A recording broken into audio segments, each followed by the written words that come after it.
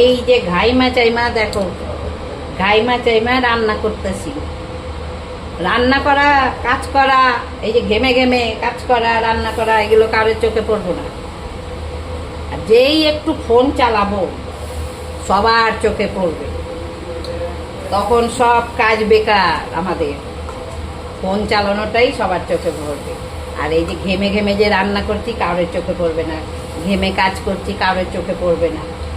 তখন একবারও বলবে না কি করছো, এত ঘেমে যাচ্ছ, কিচ্ছু না। আর যেই ফোন ঘাঁটবো, সারাদিন ফোন ঘাঁটবে, বসে বসে সারাদিন ফোন ঘাঁটবে।